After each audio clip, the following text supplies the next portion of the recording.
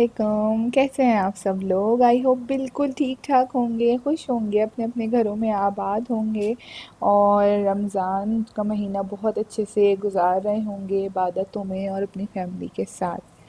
जी, तो मैं लेके आई हूँ आज की ये इफ्तारी की वीडियो है और ये जो है इफ्तारी है वो इसको मैं टाइटल देने वाली हूँ कि कराची की इफ्तारी जो है वो कि कराची वाले किस तरह से इफ्तार करते हैं। वैसे तो ये है कि बहुत वैरायटी होती है, डिफरेंट डिफरेंट चीज़ें सबके यहाँ बनती हैं, लेकिन कुछ टिपिकल सी चीज़ें हैं जो अफ्तारी के जो आइटम कहलाते हैं और वो बहुत ज़्यादा लोग बनाते हैं शौक़ से और बहुत पसंद की जाती हैं और वो चीज़ें अगर ना बने तो रमज़ान अधूरे लगते हैं।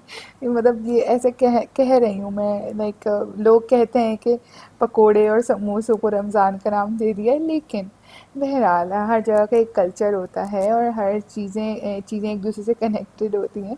तो ऑब्वियसली इट्स ओके, मतलब रमज़ान इबादतों का महीना है बिल्कुल, लेकिन इसमें खाना पीना मना नहीं है। आप अगर खा ही रहे हैं तो एहतमाम करें, एंजॉय करें, खाना पीना भी अपनी फैमिली को एंजॉय कराएं।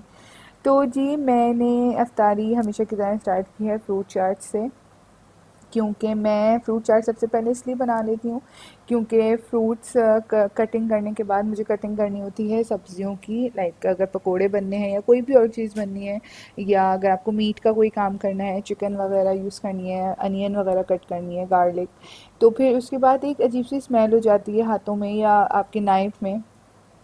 तो उस चीज़ से बचने के लिए मैं सबसे पहले फ़्रूट कटिंग करती हूँ कि फ़्रूट में से किसी किस्म की कोई स्मेल वगैरह जो है वो मिक्स ना हो।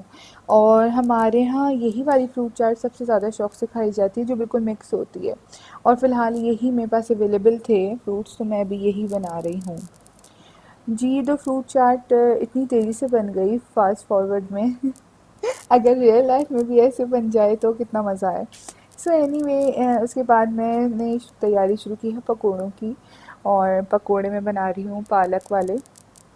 अब मैं इसमें पालक डालूँगी, आलू और प्याज डालूँगी, और ये बहुत ही मज़े के पकोड़े बनते हैं। बहुत ही सिंपल से होते हैं, आलू और प्याज के सबके यहाँ बनते हैं, और पालक के अलग से भी बनते हैं और प्याज के अलग से भी बनते हैं, लेकिन जो है इन तीनों को मिक्स करके भी बनाने से बहुत मज़े के लगते हैं।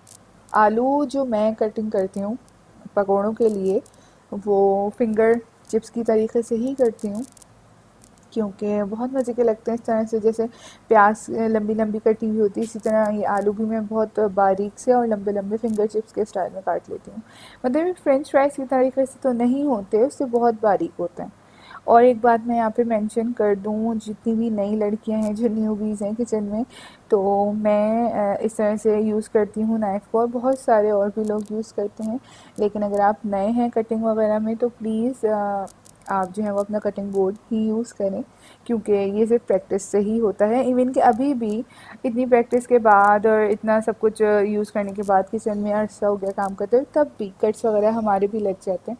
तो अगर आप नए हैं तो इट्स बेटर के कटिंग बोर्ड वगैरह यूज़ करें प्रॉपरली।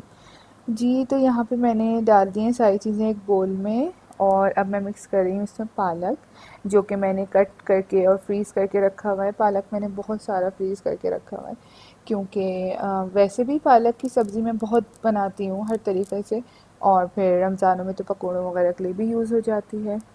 और इसमें मैंने ऐड किया है बेसन, जो कि मैंने बहुत ज़्यादा ऐड नहीं किया, क्योंकि ये जो पकोड़े हैं आपको भी पता होगा बिल्कुल लिपटे लिपटे अच्छे लगते हैं। बहुत ज़्यादा इसमें बेसन होगा तो वो बात नहीं आएगी, तो हैवी हो जाते हैं, बहुत ज़्यादा ऑयल एब्जॉर्ब कर लेते हैं, प्लस ये कि वो बात नहीं आती, क्रंची क्रिस्पी से जो पकोड़े होते हैं वो चीज़ नहीं होती।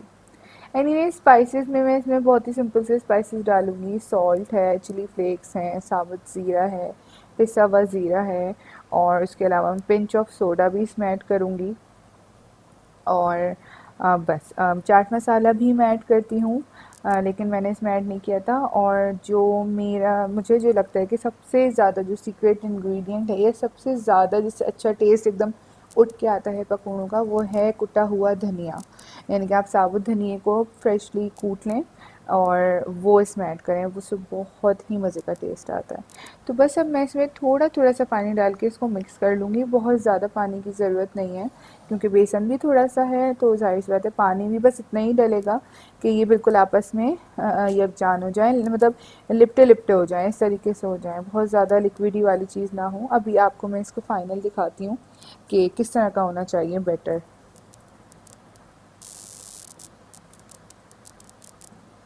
ये देखें, ये बिल्कुल भी इसमें कहीं आपको लिक्विड बेसन नज़र नहीं आ रहा होगा, बहुत मज़े के बनते हैं ये।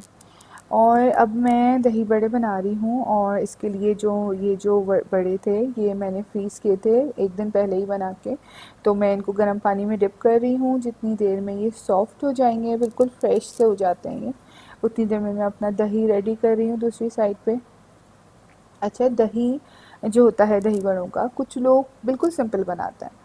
मैंने देखा है बिल्कुल प्लेन रखते हैं, उसमें सिर्फ सॉल्ट वगैरह ऐड करते हैं, और इवन के जो मशहूर हैं फ्रेस्को के दही बड़े, वो उसमें भी सिर्फ सॉल्ट एंड शुगर ही होती है आई थिंक, और कोई मसाला टाइप की कोई चीज़ नहीं होती। लेकिन मुझे इस तरह से पसंद है, मैं इसमें थोड़ी सी स्पाइसेस ऐड करती हूँ, फिर ऊपर से किसी चटनी और किसी मसाले, चाट मसाले वगैरह की भी ज़रूरत नहीं पड़ती, उसके बगैर भी फिर बहुत अच्छे लगते हैं। तो बस मैं इसमें ऐड करूँगी सॉल्ट और रेड चिली फ्लेक्स, पिसा हुआ ज़ीरा और थोड़ा सा चाट मसाला, बस यही चीज़ें मैं इसमें ऐड करके दही को अच्छे से मिक्स कर लूँगी। अगर आप चाहें, अगर आपको पसंद है तो आप शुगर ऐड कर लें, थोड़ा सा मीठा वाला भी बहुत ज़्यादा लोग पसंद करते हैं, लेकिन मैं और मुस्तफ़ा दोनों ही, हमें ये नमकीन ऐसे ही अच्छे लगते हैं। आप लोग प्लीज़ कमेंट में ज़रूर बताएं कि आप लोगों के यहाँ किस तरीके से दही बड़े बनते हैं, स्पेशली उनका दही किस तरीके से रेडी होता है, उसमें क्या क्या क्या आप लोग स्पाइसेस वगैरह डालते हैं। जी, तो एक चीज़ तो मेरी मेरी 2 चीज़ें रेडी हो गई हैं, फ्रूट चाट और दही बड़े। और अब मैं ब्रेड रोल्स मुझे बनाने थे, तो उसके लिए मैंने पोटैटोज़ बॉईल कर लिए थे, और अब मैं इनको मैश कर रही हूँ क्योंकि मुझे इनकी फिलिंग रेडी करनी है। इसमें मैं कुछ भी नहीं डालूँगी, सिर्फ़ सॉल्ट, ब्लैक पेपर और थोड़ी-सी जो सिट्रिक एसिड होता है यानी कि टाटरी, बस ये 3 चीज़ें ऐड करके, और ग्रीन चिलीज़, बस मुझे ये 3-4 चीज़ें ऐड करूँगी। बहुत सिंपल सा लेकिन बहुत ही मज़े की फिलिंग बनती है ये। बस इसको मैं यहाँ पे मिक्स करके रख लूँगी।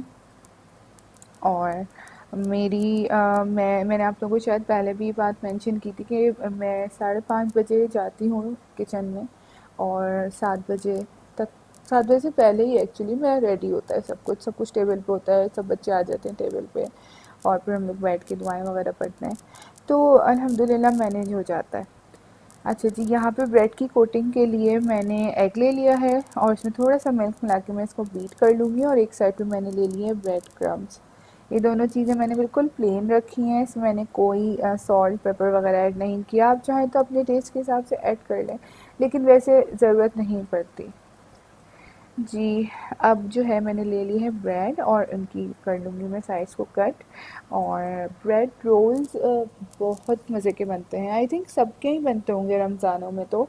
और इसकी सबसे मज़े की बात ये होती है कि आप इसमें कुछ भी फिलिंग कर लें, जो आपके पास है या जो आपको पसंद है, आप उस हिसाब से इसकी फिलिंग कर लें। अगर आपके पास कोई फिलिंग रखी हुई है चिकन की, इवन के लेफ़्ट ओवर्स भी हैं, कोई कीमा रखा हुआ है या कोई लाइक चिकन बची हुई रखी हुई है, बॉइल्ड हुई हुई है, आप वो भी उसमें स्पाइसेस एंड वेजिटेबल्स वगैरह मिला के कर लें, कुछ भी कर लें।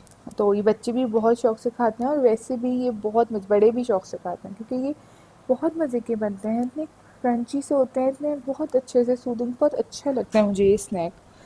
तो जी, यहाँ पे मैं अपने रेडी कर रही हूँ ब्रेड रोल्स। बस इनकी थोड़ी सी टेक्निक होती है, आपको पानी लगा लगा के इनको बस ऐसे शेप दे देनी होती है। कुछ लोगों को मैंने देखा है कि पूरा गीला कर लेते हैं ब्रेड को, लेकिन मैं नहीं करती पूरा गीला, मैं सिर्फ एजेस से ही इसको लाइक वेट करके और इस तरीके से शेप दे लेती हूँ। चीज़ें साथ साथ मेरी हो रही हैं रेडी, और इसके अलावा मैं बनाऊंगी समोसे। अच्छा, बच्चों के लिए मेरे घर में बनते हैं स्पेशली कीमे के, सॉरी, चिकन के समोसे, और नगेट्स कभी कभी मैं बना देती हूँ, लेकिन चिकन के समोसे बनते ही बनते हैं।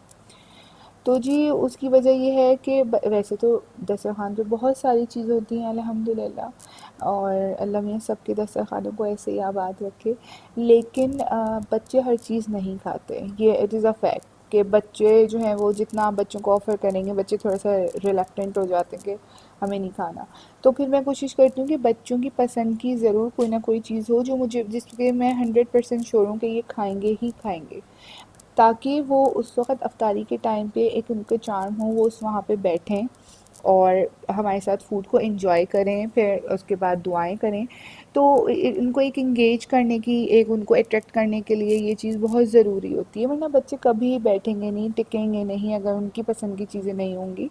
प्लस ये कि जूसेस ऑफ कोर्स बच्चों के लिए सबसे बड़ा चार्म होता है जूसेस। लेकिन जूसेस हमारे यहाँ बनते हैं अच्छे खासे वैरायटी वगैरह, लेकिन हम कोशिश करते हैं कि बच्चों को बहुत ज़्यादा ओवर बिल्कुल आइस कोल्ड ना दिया जाए, क्योंकि मौसम अभी गर्म तो है, लेकिन ज़रा सी भी लाइक गला वगैरह ख़राब हो गया तो डॉक्टर के जाने का तो कोई चांस नहीं है। तो इसलिए हम रिस्क नहीं लेना चाह रहे। तो जी सारी कटिंग शटिंग होने के बाद अब मेरी फाइनली फ्राइंग स्टार्ट हो चुकी है, और यहाँ पे आता है अफ्तारी का असली मज़ा। और क्योंकि खूब सारी फ्राइंग होती है, खूब सारी फ्राइंग होती है, तो यहाँ पे सबसे पहले मैं पकोड़ों को फ्राई कर रही हूँ। उसके बाद मैं फ्राई करूँगी समोसे बड़ों के लिए, यानी कि हम लोग के लिए मैंने कीमे के समोसे फ्राई कर लिए थे, और बहुत ज़्यादा नहीं, बस जितने खा के ख़त्म हो जाए इसी वक्त, बस इतने ही, मैंने ओनली 4 ही लिए थे और उसमें से भी एक बच गया था। तो क्योंकि और सारी चीज़ें होती हैं तो ऑब्वियसली इतना भर भर के नहीं खाया जाता। लेकिन खैर, समोसे कर रही हूँ मैं यहाँ पे फ्राई, और बच्चों के समोसे मैं बिल्कुल एंड में फ्राई करती हूँ ताकि वो मिक्स ना हो जाएं। तो उनको चिकन के खाने होते हैं, वो बस बच्चे ही खाते हैं। उसके बाद मैं अब फ्राई कर रही हूँ नगेट्स, क्योंकि मुझे लग रहा था कि बच्चों ने खाना वगैरह नहीं सही से खाया था तो उनको भूख लगेगी ज़्यादा। तो फिर मैं कोशिश करती हूँ कि इस टाइम पे ये लग के बैठ के थोड़ा खा लें, फिर डिनर तक चल जाता है उनका। और सो बहुत लेट रहे हैं आजकल, इसलिए मैं डिनर भी थोड़ा सा लेट कराती हूँ, तो आई ट्राई के अफ्तारी में थोड़ा इतना खा लेंगे, थोड़ी टेक लग जाए इन लोगों को जी। और अब फ्राई हो रहे हैं मेरे ब्रेड रोल। और मैंने टाइटल इसको वीडियो को इसलिए दिया कराची की अफ्तारी, क्योंकि आप देख रहे हैं कितनी टू मच फ्राइंग हो रही है। और कुछ आइटम्स ऐसे होते हैं जो लाइक अफ्तारी में स्पेशली कराची में बहुत ज़्यादा कॉमन होते हैं, जिसमें से आपके दही बड़े हो गए, पकोड़े हो गए, समोसे हो गए, और बाकी भी फ्राइंग आइटम्स, फ्रूट चाट हो गई। ये 3-4 चीज़ें तो बहुत बहुत ज़्यादा कॉमन है, और कराची वाले बहुत दीवाने हैं इन चीज़ों के, इवन के रमज़ान के बग़ैर भी बहुत चलती हैं ये चीज़ें। 2 चीज़ें अभी भी इसमें नहीं हैं। रोल्स हो गए, रोल्स भी होते हैं, और छोले किसी भी टाइप के, लाइक ब्लैक हों भले वाइट हों, या चाट हो छोले की। तो जी ये है, रेडी हो चुकी है हमारा प्लेटर, सॉरी प्लेटर नहीं, हमारी टेबल।